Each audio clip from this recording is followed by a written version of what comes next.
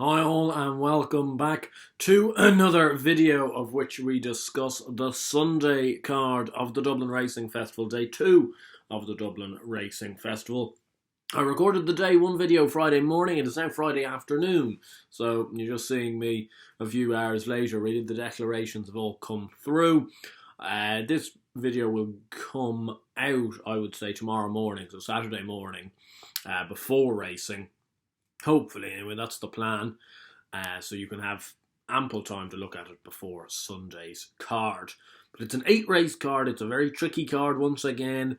Very good declarations. It's very interesting. It is very interesting, and I suspect an awful lot of clues could be garnered from it. Starting off with the Irish Stallion Farms EBF Paddy Mullins Mares Handicap Hurdle, a very difficult race, notoriously to find the winner of. And there has been a plunge on this spruced up for Eddie Harty. Anya O'Connor retains the ride, having won on spruced up last time out. And I realised from the Saturday video that I did put up a few of the kind of big fancies, so like Unaccepted, Snugsborough Hall and stuff like that have been well found in the market. This spruced up isn't one that I've caught the bug for though, and I'd be leaving aside at 5-1 and be siding with the next two in the market at each way plays of 7 and 8-1 in Jeremy's Flame and Drury. Jeremy's Flame for Gavin Cromwell is carrying an awful lot of weight, but she's a very good horse. Second in the Tolworth Hurdle last time out to Fiddler on the Roof. Before that she was second to Floressa, and before that was second to Daylight Katie. Now they're three very good horses, and considering I'm quite sweet on Fiddler on the Roof of the Supreme Novices Hurdle, I kind of want to see Jeremy's Flame run quite well in this race to boost that form. Drury, on the other hand, started a bit slowly over hurdles, to be honest, but her last two efforts have been very good, winning by wide margins. She seems progressive. She's off a nice enough racing weight and Paul Townend's pick. And despite me not going for a fair few of Paul Townend's picks throughout the 2 days, I think he might have got this one right in terms of the Mullins horses, and I'd like to hope she'll run well at 8-1.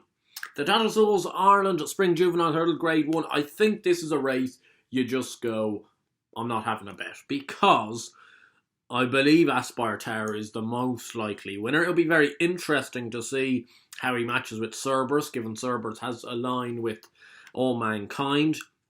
But I'm not putting up Aspire Tower at 1-2. You know, anyone can take that sort of a price. One I would watch, whether I might have a few quid each way on, will be Never Do Nothing for John McConnell and Donald McInerney. Very good flat horse, like a pretty good flat horse, and was bought for 135,000. Now that's quite a lot for a stable like John McConnell. Went over to Musselburgh and won on hurdling debut. Could be quite a nice juvenile. You know, obviously I'm looking in this race for information with the Wave of the Sea that I put up for the Boodles handicap. If I'm being, ideally, I want a Wave of the Sea to finish 4th or 5th there, so he doesn't get slammed from a handicapper's point of view, but shows that he's obviously still in a bit of form, that he doesn't actually tail off or anything. Moving on to the Chanel Pharma Novices Hurdle. This is a bit like some of the races on the first day. I like 2 of the top 3 in the market, but I certainly don't like one of them, and the one I don't like is Mount Leinster. Mount Leinster last Christmas of 2018, burnt my fingers to a crisp in the bumper when Patrick Mullins gave him a interesting ride, holding him up around 20 lengths off the pace, and he couldn't get to a 66-1 outsider. I don't like him. I don't think the form of that maiden hurdle was particularly strong at Christmas, and Tukas is now very exposed looking. Easy Work did it very well, beating Mount Leinster before beating Unaccepted. Now, if Unaccepted goes and romps in the handicap the previous day, Easy Work will be shorter than 13-8, I'd tell you. I'd say it'd be a 5-4 shot. I think he's got a massive chance. One I also like is Asterion Forlange. I think he's a very good horse. I was all over him at Nace last time out, where he drifted out and price went off 2-1, and he ended up winning by 10-11 lengths. I would certainly have those two against the field. There's only 7, so it's a tricky race. Not really an each-way race, but perhaps Easy Work with a bit of a saver on the Forlange. The William Fry Handicap Hurdle sees, if she gets in, Cabaret Queen will have a massive chance. Mullins has done this before in this race with Total Recall, where you have a good chaser and suddenly dropped back to hurdles and is stones and stones in hand. But I'm not going to put up a horse that potentially mightn't get in. I prefer two horses that certainly will get in. One of them that are in, and one of them is 2A Per Me. I've banged on about this horse quite a few times this year, and he hasn't quite done it, which has been disappointing. But I think the ideal, I suppose, for him will be to run in the Pertemps, but he does need to run well in this because he needs to be raised a couple more pounds to be guaranteed to get into the Pertemps. So therefore he will have to be running, if they want him to run in the Pertemps, he has to run well in this. So I think 6-1 is not the worst each way price. And another one that I think is overpriced at 12 is a horse called the Jam Man. He's well up in the weights at this stage. He's at number 3 on the list, but he was 4th in a good handicap at Cheltenham last time out. He was very progressive prior to that. I think he won 4 on the trot. A few races over in England before dotting up at 33s at Navan.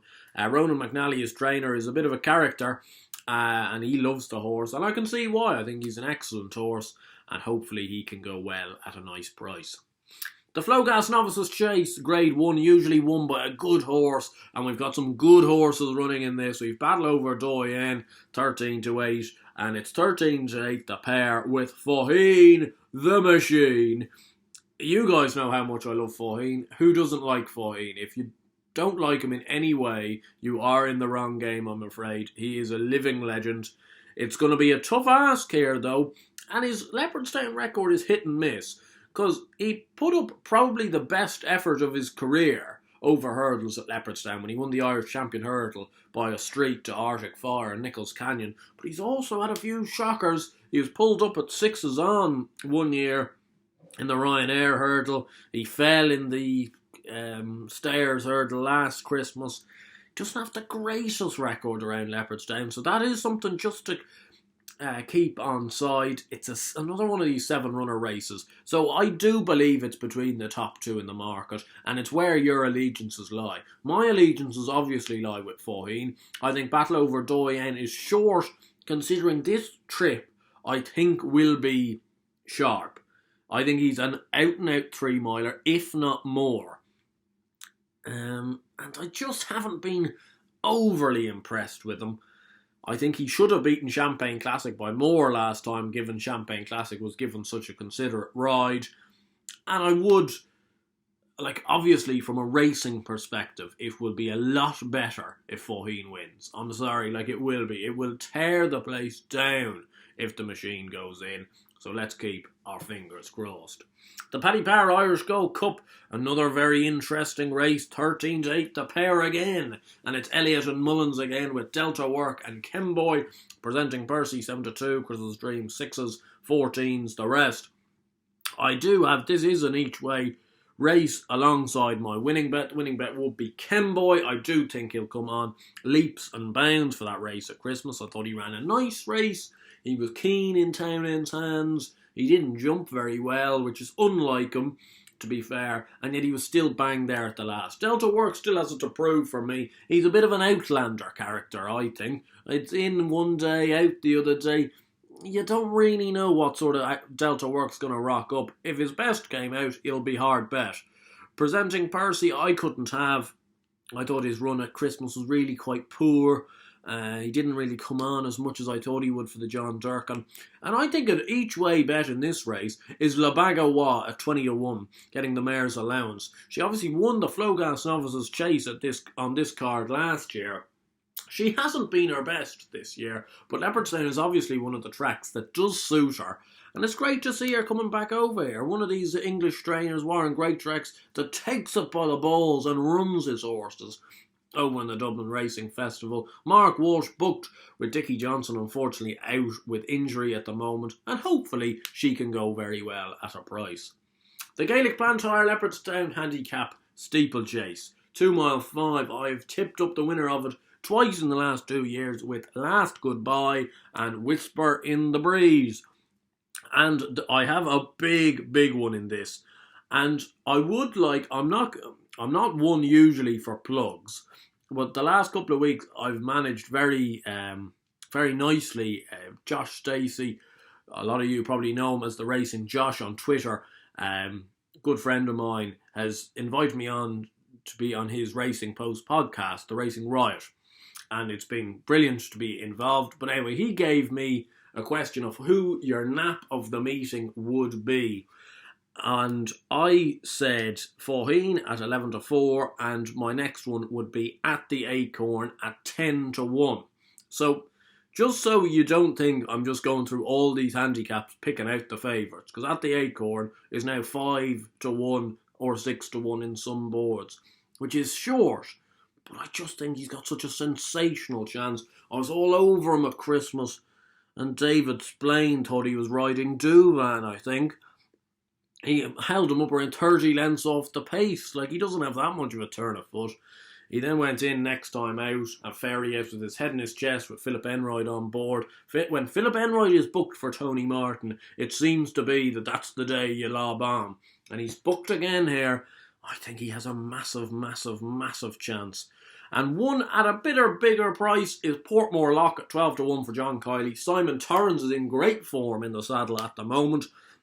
An up-and-coming rider. This horse was second behind Chacun Pour Soi in a beginner's chase at Naas last year. He won 2 chases at the start of this year before finishing third in the Troy Town. A drop back down in trip probably will suit.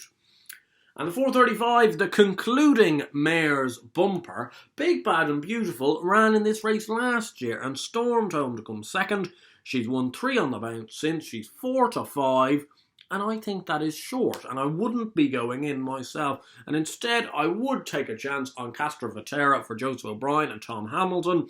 He beat Carrageen Lotus by 7 lengths. He reopposes her this time round after she's gone on and won since. There's some nice enough types in this race, and it sometimes can throw up a bit of an odd winner. The last few years haven't gone maybe quite to form. But Castra Vetera at 3-1, I think, has a very good chance of certainly giving Big Bad and Beautiful, who's carrying a £4 penalty, a big wake-up call, I suppose. So going through the whole day, the naps of the day I still remain to be Faugheen and At the Acorn in the handicap chase. At the Acorn is probably my strongest handicap fancy over the 2 days, so let's keep our fingers crossed. As always, if you enjoyed the video, please do give it a like and subscribe to the channel down below. Obviously means an awful lot. And give me your bankers for the Sunday card. Who do you think is going to win the Irish Gold Cup, the Flowgas Novices Chase? Am I barking up the wrong tree with At the Acorn? Let me know down below. And until next time, which will probably be a Cheltenham video after the Dublin Racing Festival, best of luck, and I'll see you next time.